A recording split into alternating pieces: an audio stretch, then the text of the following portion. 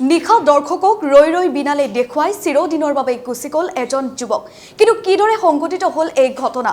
নিশা একেলগে ৰৈ ৰৈ বিনালে উপভোগ কৰিছিল, যুৱকজনে নিজে উপভোগ কৰিছিল আৰু বহু দৰ্শকক দেখুৱাইছিল এই চিনেমাখন। কিন্তু নিশায়ে সংঘটিত হ'ল এক শোকাবহ দুৰ্ঘটনা। সবিশেষ লৈ অহাৰ চেষ্টা কৰিছোঁ। মংগলদৈত শোকাবহ পথ দুৰ্ঘটনা। দৰ্শকক ৰৈ ৰৈ বিনালে দেখুৱাই ঘৰলৈ উভতাৰ পথতে প্ৰাণ হেৰুৱালে এজন যুৱকে। পানী মেটেকাৰ মাজত উদ্ধাৰ নিথৰ দেহ। নিশা কোনো বাহনে খুন্দিয়াই থৈ যোৱাৰ সন্দেহ। নিহত যুৱকজন 30 বছৰীয়া শ্যামল শৰ্মা। মংগলদৈ ড্ৰিম থিয়েটাৰ ছবিগৃহৰ অপাৰেটৰ আছিল শ্যামল। দুৰ্ঘটনাত প্ৰাণ হেৰুৱাইছে মংগলদৈ নাহৰবাৰীৰ শ্যামলে। নিশা দৰ্শকক মংগলদৈৰ চিনেমা হলত দেখুৱাইছিল জুবিন গাৰ্গৰ ৰৈ ৰৈ বিনালে। মংগলদৈ ড্ৰিম থিয়েটাৰ চিনেমা হলৰ অপাৰেটৰ আছিল এই যুৱকজন। নিশাৰ শেষৰ দৰ্শনী সমাপ্ত কৰিছিল শ্যামলে আৰু 12:30 নিজ ঘৰলৈ উভতি গৈছিল নাহৰবাৰীলৈ এই যুৱকজনে। আৰু যাত্ৰা পথতে সংঘটিত হয় এক শোকাবহ পথ দুৰ্ঘটনা। দুৰ্ঘটনাৰ স্থান মংগলদৈৰ বেজপাৰাৰ তেলিচুবাত। পুৱা পাতক ভ্ৰমণলৈ অহা লোকে প্ৰত্যক্ষ কৰে শ্যামলৰ নিথৰ দেহ। মেটেকা ভৰ্তি এটা পুখুৰীত পৰি ৰৈছিল শ্যামলৰ এই নিথৰ দেহটো। আৰু কিদৰে দুৰ্ঘটনা সংঘটিত হৈছিল, তাৰ পৰিৱেশ কেনেকুৱা, আমি দৃশ্যাংশ দেখুৱাবলৈ চেষ্টা কৰিছোঁ। আৰু সমগ্ৰ ঘটনা দেখাৰ পিছত মৃত লোকজন মংগলদৈৰ নাহৰবাৰীৰ শ্যামল শৰ্মা বুলি ইতিমধ্যে জানিব পৰা গৈছে। যিসকল ব্যক্তিয়ে নিথৰ দেহটো প্ৰত্যক্ষ কৰিছিল সেইসকল লোকে আৰক্ষীক খবৰ দিছিল। মংগলদৈ আৰক্ষীক খবৰ দিয়া হৈছিল আৰু খবৰ দিয়াৰ পিছতে ঘটনাস্থলীত উপস্থিত হৈছিল মংগলদৈ আৰক্ষী।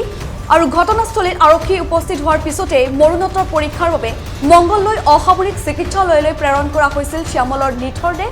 আৰু এইদৰে ৰৈ ৰৈ বিনালে চাই বা আনক দেখুৱাই মেলানি মাগিলে এইগৰাকী যুৱকে। হয়, আজি আমি বৰ দুখিত। এটি মৰ্মান্তিক ঘটনা সংঘটিত হৈছে। আমাৰ SRT গ্ৰুপৰে ড্ৰিম থিয়েটাৰত কৰ্মৰত আমাৰ যিজন এমপ্লয়ী আজি দুৰ্ভাগ্যবশতঃ তেখেতৰ হয়তো ঘৰত যোৱা অৱস্থাতেই চিনেমাৰ অপাৰেটৰ কাম শেষ কৰি উঠি ঘৰত যেতিয়া যায়, কেতিয়াবা থাকেও, কেতিয়াবা ঘৰতো যায়। তো যোৱা অৱস্থাত হয়তো কিবা দুৰ্ঘটনাটো ঘটিলে। ৰাতিপুৱা আমি গম পালোঁ আচলতে হয়তো এই যিটো ঘন কুঁৱলী হৈছে এইটোৰ কাৰণে হ'ব পাৰে। সঠিকটো আমি এতিয়া ডাইৰেক্টলি ক'ব নোৱাৰোঁ। তথাপিও খুব ভাল ল'ৰা এজন আছিলে। বহুত বছৰৰ পৰা আমি তাক পাইছোঁ। খুব কৰ্মৰ প্ৰতি এটি নিস্বাৰ্থভাৱে কাম কৰা ল'ৰা আৰু ঘৰখনৰ প্ৰতি মৰম তাৰ সদায় থাকে। সদায় ঘৰৰ কথা চিন্তা কৰে, সদায় নিজৰ কামটোৰ কথা চিন্তা কৰে। তেনেকুৱা এজন এমপ্লয়ীক আমি হেৰুৱাই আজি বৰ দুখিত হৈছোঁ। ভগৱানে তেখেতৰ আত্মাৰ চিৰশান্তি দিয়ক আৰু তেখেতৰ পৰিয়ালবৰ্গৰ কাৰণে আমাৰ সদায় ভগৱানৰ ওচৰত প্ৰাৰ্থনা জনাইছোঁ যেন তেওঁলোকৰ পৰিয়ালটো ভালে ভালে থাকে। সৰু ছোৱালী এজনী আছে বুলি গম পাইছোঁ।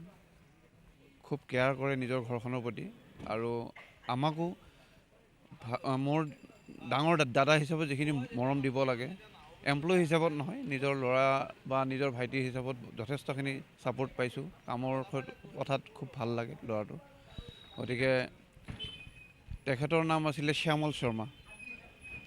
আৰু এই যিটো ঘটনাই আমাক আজি ব্যথিত কৰিলে। আমি এতিয়াও আচলতে আমি বস্তুটো সহজভাৱে ল'ব পৰা নাই। খুব মৰ্মান্তিক আঘাত পাইছোঁ।